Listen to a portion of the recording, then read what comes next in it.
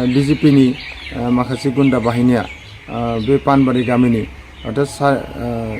दरंगाजुलि समस्तिनि सारि पश्चिम कुमारिघाटानि primary जितु president Dharanidhar Basumatary आरो राजु बसुमतारी बिथांमोनखौ न'आव थांनानै जितु आक्रमण खालामहैबाय आरो बेवहाय गावग्लुंलायनाय जादों मेडिकेलाइज जानो गोनां जादों बे आसलते मोजां खामानि जायाखै जों शान्तिखौ बाजायना लाखिनांगौ आरो मोजाङैनो इलेक्सनखौ बारहोनानै सोर देरहायो बेखौ गिदिर बाथ्रा नङा दा रायजो राजाया जायखौ अनसायगोन बेथ' खामानिखौ मावनांगोन जै बर' हारिनि नुबायना नोंथांमोना भिडिअखौहाय आं सिगाङाव मोनसे इन्टारभिउ क्लिप होनाय जाबाय स' लाजिना लाजिला जाखो जोंनि मानसिफोरा बाप बाप बाप बाप बाप दा इलेक्सन सोलिगासिनो दं नै इलेक्सन सोलिगासिनो दं दा थांनाय हरावनो जाबाय नै जे बाहाय होनाय बायदिब्ला जे माखासे BJPनि माखासे जाय आखायाव हाथियार लायो गुन्दा बाहायनिफ्रा दिनै UPPLनि सोनाब कुमारिघाटा प्राइमारिनि आफादगिरि धरनीधर बर' आरो राजु बसुमतारी बिथांमोनखौ एटेक खालामबाय आरो बिथांमोना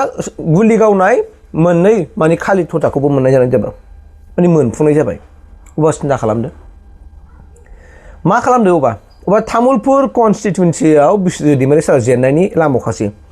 आरो बेखौ नुनानै माने सहायनो हायैनि खाथिराव हयथ' बिथांमोनहा जिखि जायासै होननानै हयथ' सोरखौबा माबा मोनसे खालामनो बिथांमोना टारगेट लादों आरोखि बिदि लाजिनांगौ बाथ्रा ना हयथ' UPPLआ देरहालांजोब्बाय नै BTCनिफ्राय ओमफ्राय दाना आसामाव BJP देरहाबायनो इलेक्सन सोर जागोन अट'मेटिक जाहैफिनखागोन अब्ला होमबा मा मोखाङै बिथांमोनहा बे गावलायग्रा बुलायग्रा सोलायग्राजों बोरै बिथांमोनहा ज' बोरै खामानि मावलायगोन हो बोरै खामानि मावलायगोन थारमाने जेनगोनखौ नुखानानै दिनै गावजों गावल' गुलि गावलायनायनो खर' देख्लालायनायनो माबा दानख्लाबलायनायनो बे थासारिखौ दासिमबो जोंनि मानसिफ्रा लुबैफिनो वाह आरो सोर पार्टिया लुबैफिनो साननो गोनां दाथ' जों नुबाय दिनै इलेक्सन सोलिगासिनो दं दा जागासिनो दं इलेक्सना जे दिनैसिमाव खुनु UPPLआ नायदों आङो UPPLआ रावखौबो बुवाखै रावखौबो बुलायफिनाखै खिन्थु UPPLनि दैदेनगिरिफ्रा दिनै BPFजोंबो होसोजाबाय बुग्लिजाबाय आरो BJPजोंबो बुग्लिजाबाय बा जोबोद मस्ट वेलकाम गावजों गाव जोंनि माने मानसिफ्रा पलिटिकेलखौ जेब्लानाखि गाव जेनगोन बायदि मोनखाबाय सोरखौबा माबा मोनसे खालामोब्ला देरहागोन खोमानानै हारे बहरा जागासिनो दंखायो सोर गिनांगौ सोर गिगोन सोरखौबा देख्लानानै सोरखौ माबाफिननानै गियो नामा दा जोंनि मानसिफ्रा जों बेखौल'सो बुजिलायनांगौ बे नोंनि बिदामोन बेयो नोंनि फंबायमोन बे थासारिया जोंनि गेजेराव गैलामोन गोलाव बोसोरनि सिगां बे थासारिया जोंनि गेजेराव फैदोंमोन गोबां मानसिफ्रा मुंख्लं जालांनांबाय सोरबा NDBफ्राबो मुंख्लं जानांबाय सोरबा BLTफ्राबो मुंख्लं जानांबाय सोरबा साधारन बिदा फंबायफ्राबो मुंख्लं जानांबाय सोरबा आइजोआ रान्दि जानांबाय सोरबाया बालन्दा जानांबाय गोबां थासारि जोंनि गेजेराव फैबाय आरो बेफोर बे थासारिखौ जों सामायनो मोनसे बे पलिटिक्सनि थाखायनो आरो जों फिन जोंनि BTC ओनसोलाव मा जों बोफिननो लुबैबावो मा जों लाबोफिननो लुबैबावो स' बेखौ नुनाय लोगो लोगो आं गोसोआव दा मोनसे माने बिराद दुखु मोनबाय आरोखि आं आयौ आरो जाय मानसिफ्रा बेफोरबायदि खामानिफोर मावो बिथांमोननि न'खरा मालायसो सान्थि जागोनलै बे सोरखौबा बुग्लिनानै सोरखौबा जोग्लिनानै सोरखौबा जिउ फोजोबनानै सोरखौबा माबा मोनसे खालामनानै देरहालांनानै गाहा बिजाथि जाहैनानै मा मोनगोन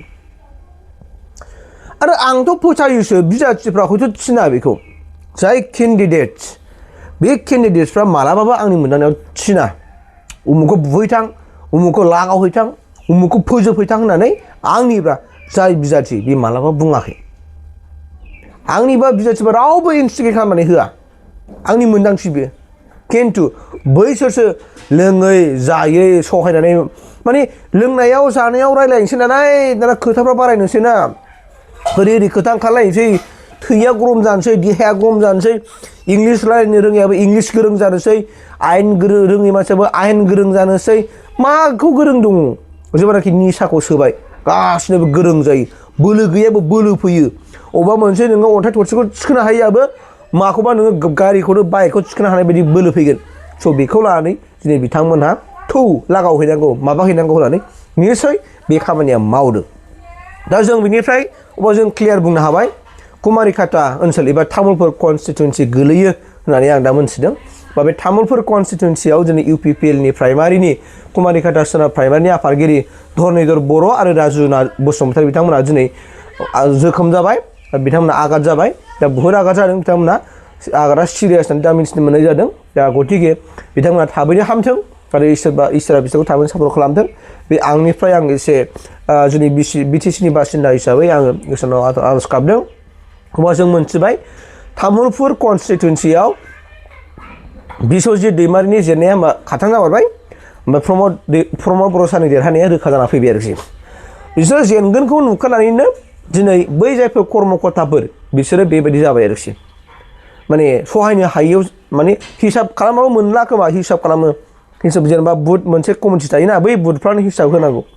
दा बिथांमोननि हिसाबा मिलायाखै खोमा मिलायनाय खाथियावनो दिनै मा खालामबावगोन बोरै बहर मोनगोन बेबायदि साननानै बिसोरखौनो लागायनोसै होननानै हयथ' बिथांमोना बे खामानिखौ मावदों दा बे जोंनि थाखाय एक्सेप्टेबल नङा जोंनि समाजाव बे गनायजाथाव नङा दा रायजोफ्रावबा नायदो अब्ला बुजिदो जे नोंथांमोनहा दा सोलिफुबाय थानाय बहर जायफोर संबाय बिसोर जेबो बुंनो थांला नाथाय जाय थुबावनांगौ दङ नोंथांमोना सिन्था खालामबानो जाबाय जे थासारिखौ नोंथांमोना सान्थि लुबैमारो ना लुबैमाराखै जे नोंथांमोना बेखौ नोजोर होनानै माब्रैबा जोंनि गोग्गो समाज दानायावहाय नोंनि गथ' गथायखौ माब्रैबा जों मोजां फेदेरलांनो हागोन नोंनि गथ' गथायफोरखौ जों मोजां लामा दिन्थिलांनो हागोन दा जों समाजखौ बोरै माने गोग्गो समाज दानो हागोन जों गासैबो बिथिङाव जोङो गावजों गाव जेखि पार्टियाव थाथों मानो नों नांगाल जा नों जुंगाल जा नों माबा जा हेनथेन जा जोंनि समाज बिथिङाव जों माब्रैबा गोरोबनानै खामानि मावनो हायो जों बे थांखि नोजोरखौ लानानै जों खामानि मावलायो आं बेखौनो नोंथांमोननि गेजेराव आसा खालामबाय दा नोंथांमोना अब्ला बुजिनो हाबाय थासारिखौ दिनै बे आसाम एसेम्ब्लियावहाय आसाम माने बिधान सभानि जेनाखि जे इलेक्सन बे इलेक्सनावहाय सोर थासारिखौ गुदुं खालामबाय थादों दाखालिनिफ्रायनो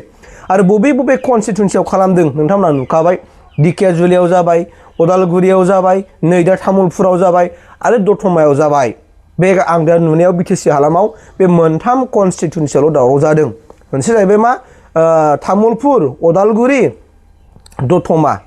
बे मोनथाम कन्स्टिटुवेन्सियावल' दावरावसि जादों बाखि गुबुनाव जायाखै स' बिराद लाजिथाव बियो जाय दैदेनगिरिफ्रा खालामबाय जों बेखौनो मोननो हाबाय जे बै दैदेनगिरिफ्रा बिथांमोना जाहैबाय माबा मोनसे लबाव बिथांमोना मावो बा बिथांमोना माबा मोनसे बेदर दरसे जानाय बा माबा मोनसे रांनि लबियाव बिथांमोना बे खामानिखौ मावदों होननानै आं सानो दा बिथांमोना बे बेदरनि थाखायनो बा थाइसे थाइनै रांनि थाखायनो सोरनिबा जिउखौबो लानो हायो सोरखौबा बुथारनोबो हायो सोरखौबा हास्रोदनोबो हायो नाथाय बिथांमोना सानाखै जे बेफोरबायदि दाय गैयै मानसिखौ जुदि बेफोरबायदि हास्रोनानै बुस्रानै गावनि न'खराव गावनि फरियालाव गावनि गथ' गथायाव मा थासारि सोमजिगोन बेखौ बिथांमोना मिन्थियाखै जि इसोरा नाहरगोन जि खालामो इसोरा खालामगोन दा आं नोंथांमोनखौ खावलायबाय नोंथांमोना गोजोन सान्थिनो बयबो भट होदो आरो सोरबायदि दैदेनगिरिनो भट होनांगौ नोंथांमोना सानै हयै होबानो जाबाय आरोखि थेंक इउ যোৱা ৰাতি যি ঘটনা হৈ গ'ল আমাৰ কুমাৰীঘাটা অঞ্চলত এইটো আচলতে দুৰ্ভাগ্যজনক এইটো তেনেকৈ হ'ব নালাগিছিলে মই আমাৰ ভাৰতীয় জাতীয় কংগ্ৰেছৰ তৰফৰ পৰা এজন প্ৰাৰ্থী হৈ তীব্ৰ গৰিহণা দিছোঁ যে যোৱাকালি কুমাৰীঘাটাস্থ পাণবাৰী গাঁৱত পশ্চিম কুমাৰীঘাটা প্ৰাইমাৰী যিটো সভাপতি ধৰণধৰ বসুমতাৰী আৰু ৰাজু বসুমতাৰীৰ ওপৰত যিটো মানে গুণ্ডা বাহিনী যিটো অত্যাচাৰ কৰিলে গুলি ফুটালে সেইটো দুৰ্ভাগ্যজনক হৈছে আৰু এইটো মই তীব্ৰ ভাষাৰে গৰিহণা দিছোঁ যি সময়ত আমি শান্তি বজাই ৰাখি ইলেকশ্যনটো পাৰ কৰাব লাগে তেনেকৈ আচলতে হোৱাটো মই বিচৰা নাছিলোঁ যিহেতু মোৰ এইটো গাঁৱৰ লগতে সম্পৰ্ক মোৰ ওচৰতে পাণবাৰী গাঁওখন গতিকে এইটো দুৰ্ভাগ্যজনক আমি শত্ৰু নহয় আমি প্ৰতিদ্বন্দ্বিতামূলকভাৱে আমি নিৰ্বাচনটো খেলি যাব লাগিব আৰু মই ৰাজ্যৰ শান্তি বজাই ৰখাৰ কাৰণে গতিকে কৈছে আজিৰ দিনটো যাতে সকলোৱে শান্তি বজাই ৰাখি আজি যিটো ভোট সেই ভোটটো সমাপ্ত কৰে তাৰ বাবে ৰাইজক মই অনুৰোধ জনাইছোঁ যাতে ভৱিষ্যতে তেনেকৈ নহয় সেইটো মই আশা কৰিছোঁ আৰু এইটো যি গুণ্ডা বাহিনীসকলে এইটো কামটো কৰি তেওঁলোকক ধৰি যাতে চৰকাৰে উপযুক্ত শাস্তি দিয়ে তাৰ বাবে মই চৰকাৰক টানি অনুৰোধ জনাইছোঁ স্পষ্ট হৈছে যে বিজেপিৰ দলৰ সমৰ্থিত যিবিলাক নেকি ব্যক্তি বা গুণ্ডা বাহিনী তেওঁলোকে এইটো কামটো কৰিছে ইয়াতে নিশ্চয় এইটো তদন্ত হ'ব লাগে আৰু ইয়াত যেহেতু গুলি ফুটাইছে ইয়াৰ গুলিৰ যিটো হেৰি পাইছে সেইটো প্ৰমাণ হৈছে যে তেওঁলোকে অস্ত্ৰ শস্ত্ৰসহ তাতে আক্ৰমণ কৰিম বুলি কৈছিলে আৰু সেইটো কেতিয়াও গ্ৰহণযোগ্য হ'ব নোৱাৰে গণতান্ত্ৰিকত সকলোৱে নিজা নিজা মতবাদ নিজা নিজা চিন্তাধাৰাৰে কোনোবা এটা দলৰ লগত থাকিব পাৰে UPPL থকাৰ কাৰণে বা কংগ্ৰেছত থকাৰ কাৰণে বা অন্য দলত থকাৰ কাৰণে এইটো যে আক্ৰমণ কৰিব লাগে সেইটো কথা নহয়, কেতিয়াও গ্ৰহণযোগ্য নহয়। মই আশা ৰাখিছোঁ মানে সকলো ৰাজনৈতিক দলে নিজৰ নিজৰ কৰ্মীসকলক শান্তি বজাই ৰখাৰ কাৰণে আহ্বান জনায়। গতিকে মই আমাৰ কংগ্ৰেছ তৰফৰ পৰা মই আহ্বান জনালোঁ।